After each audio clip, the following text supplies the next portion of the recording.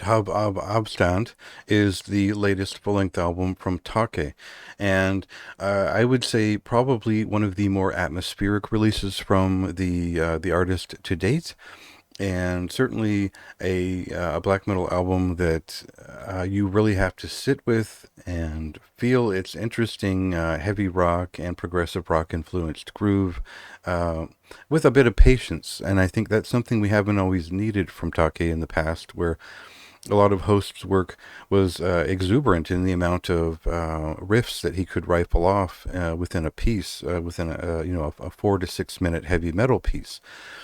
And that had kind of been the tradition for many records. I think the first record from the band was maybe more related to the sort of a pagan metal feeling. It has sort of developed in the 90s from that.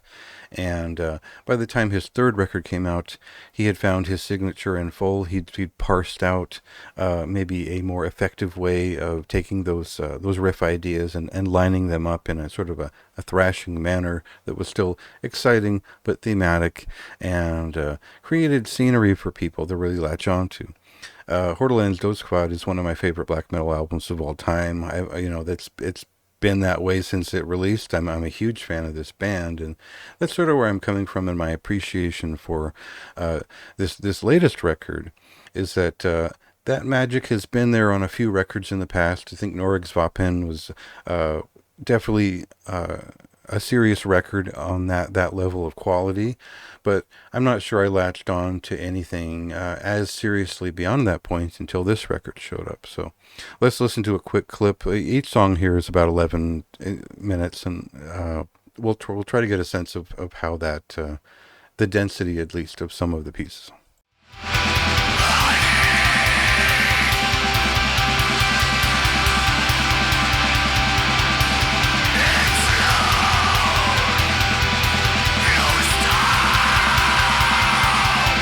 So really, the point where Taki got noticed was after Bjorgen Grater Himmerich had taken the extreme density of riffs and the attack and the sort of chaos of that record and honed it down into something that was more accessible. And that's kind of what this record does. There's a lot of riffs, there's a lot of ideas. You can tell the guy sat there with a guitar and jammed them out and really connected all those dots, especially on the first song on this record, where it's verbose. There's a lot of quick changes and movements and ideas that really flow together in a crooked way, which is kind of the signature of the band in a lot of ways beyond the actual guitar technique. And this really is a guitar record in the sense that we've taken the black metal aggression and attack to a more laid back, atmospheric black metal energy, so that we get what are essentially progressive rock songs in structure. And that means they play out in dramatic long form fashion, usually about 11 minutes long.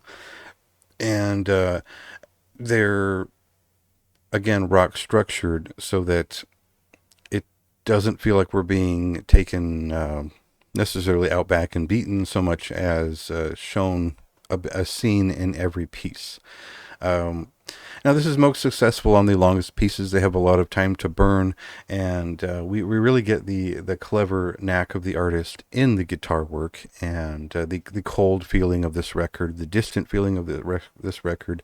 It has there's a bit of reflection or just some sort of existential yearning felt within these pieces, which maybe is just the more atmospheric approach or whatever it is, but it does feel like there's a thoughtful touch to a lot of what is happening on these extended pieces. And this generally works until we hit the sort of 6 minute song towards the end on the second half, where I guess it just feels like an interstitial floating past piece, which doesn't quite nail it like the longer pieces on here do. So in a lot of ways, this is one of my more preferred records from the band, but also one of the most different. And I would say it might take some time to get used to the fact that it is very different in structure and in pacing and in the flow of ideas. It all feels very natural as a full listen if you listen to albums that way. But I could see why maybe this was something that people who are maybe dumber or just don't have very long attention spans couldn't really handle in one sitting, and that would make sense. So for me, it's kind of the perfect way of engaging with the stream of consciousness of the artist and his fine guitar work, and it's something that I enjoyed quite a bit in that sense. And the flow through was something I loved about Hordaland's Dødsquad in the past, and it's something I really love about this record. So everything is intact. Everything is still under the sort of banner of Taake here, and I just enjoy it as a longtime fan of the band. I think this is a great, solid return for the group or for the fellow, and hope that we get more along this line because I feel like if refined into even more contiguous shapes and especially the effect that we get with the first and last song here.